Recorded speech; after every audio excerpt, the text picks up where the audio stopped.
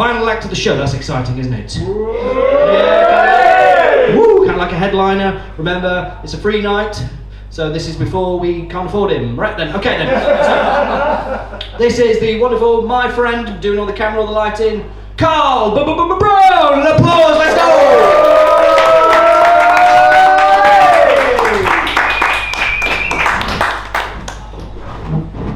Thanks for that. I was expecting a bit of disappointment. I'm used to disappointment. I'm a Wolves fan. Yay, although last I looked, we'd actually managed to score a goal. I have no idea how. First thing that you should know about me is that I went to public school, which means I was groomed from a young age. One of the things they teach you at public school is how to speak in public. So I do get friends and family members asking me for advice because public speaking is a nerve-wracking thing. And one of my mates, Dave, he'd been working in finance, but he wanted to develop a soul, so he thought he'd change careers. But like many people, he is a nervous speaker. And he saw this advice online, gave me a call, asked my opinion of it. It's the advice that when you get nervous speaking, to humanise your audience, you should picture them naked or in their underwear. Now, what do I think? I said to him, Dave, aren't you a primary school teacher?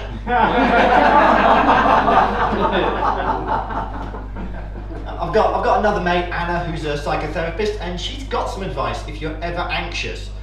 The common advice is to breathe and try to clear your mind, and she says that's the worst thing you can do. You want to keep busy because the brain hates a vacuum, which is why my carpet is such a mess. I should also mention that I am autistic, and I will categorically say autism is not a superpower. You do not get autism by being bitten by a radioactive autistic person. Autism is also not a superpower, but what autism is pretty much a guarantee in the UK that you are going to be unemployed. 85% of autistic adults in the UK are unemployed. If autism was a superpower, that would make a rather shit comic. On page 4, you defeat Galactus and save the world. Pages 5 through 9, you're in a meeting with a DWP decision maker trying to explain why saving the world is a valid reason for missing a Universal Credit Work Coach appointment. And on page 10, they agree with you, but they do tell you that the next time there is a world-ending calamity, you must give 48 hours notice or they will sanction you and cut your benefits. Autism also can't be a superpower because there is a lot of change if you're a superhero. And autistic people, we hate change. We love routine. Change is scary. And I know what they say, change is inevitable unless you pay by card.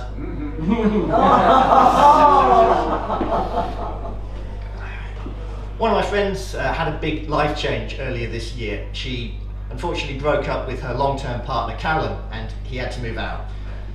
I went round to just check on her, see if she was okay, and I asked her, what's the biggest change you've noticed since he's gone? And she said, well, there's some certain things she misses, but the biggest change was that her old washing machine was working far better. It didn't need as much repair work now that he'd gone. I said, well, that's obvious. Washing machines live longer with Cal gone.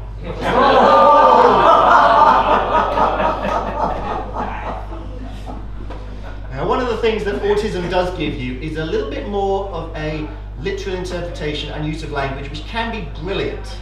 I was in the WhatsApp group with a couple of mates, and one of them was having a really tough day. He wanted to take a day off work, didn't know how to go about it as he'd used a lot of sick leave. So Dave piped up and said, why don't you fake your own death? And my mate said, I don't think I can do that. So Dave pipes up, why don't you fake your boss's death? I don't think I should be faking anybody's death. So I pipe up with, so I'm hearing that your boss's death shouldn't be fake.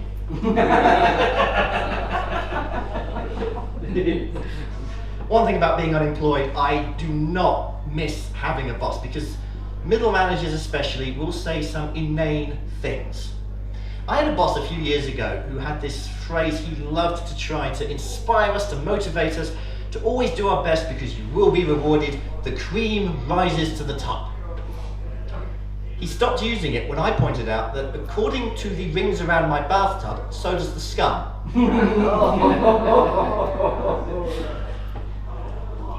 Donald Trump had an interesting year, didn't he? You've already heard earlier that he did his state visit, but Donald Trump as well got an early Christmas present from his friends at FIFA. Donald Trump obviously loves to say, oh, we've got to smash the woke liberati and make America great again, get rid of participation trophies, they're making America weak. Woke. And woke. And what did FIFA give him for Christmas? The inaugural FIFA Peace Prize. Doesn't that just sound like a participation trophy? It sounds like the sort of thing, and parents in the room, you'll back me up. When you've got a kid who's throwing a tantrum, you promise them something just to get them to shut up. It sounds like that. It sounds like they made it with fairy washing up liquid bottle, toilet tube holders, and sticky back plastic. They went Blue Peter on it. FIFA having a peace prize, do they find it in the middle of Lidl?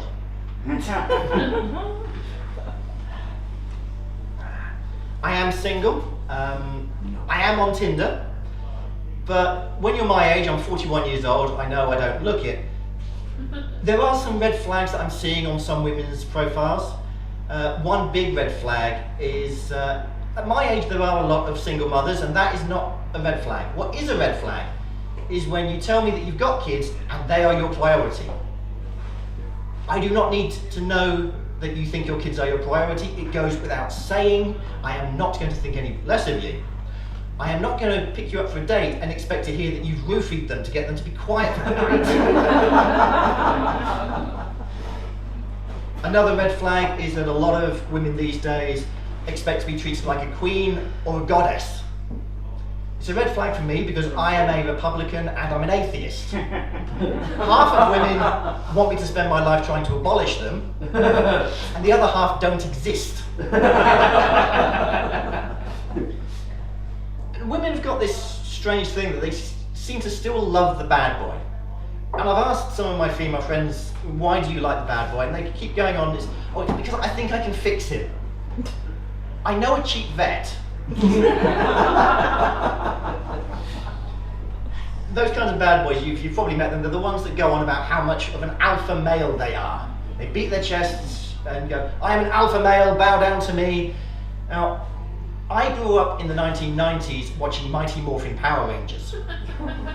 So whenever they start going on about how much of an alpha they are, they start sounding like Alpha 5. Aye aye aye, Zorda! Aye aye aye, bitches and Lambos! Aye aye aye!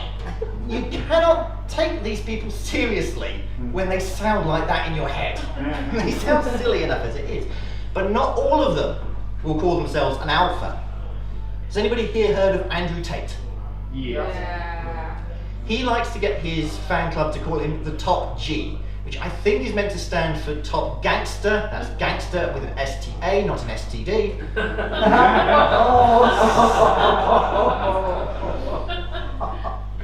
And it sounds clever, but unfortunately for Mr. Tate, I understand a little bit about Japanese culture. The Japanese have a word for a creature, and that word is gokiburi.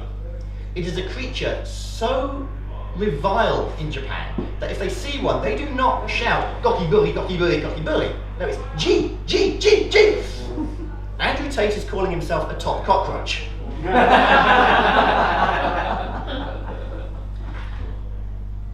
And those kinds of people, they do have this idea that if women want to avoid getting pregnant, they should abstain from sex. As if there is any 100% effective form of contraception. Pregnancies can happen at any time. Condoms, they split all the time. The man can forget to pull out. And if you think that abstinence is 100% effective, Mary, Mother of God, and her stretch marks would like a word with you. I'm Carl Brown, thank you.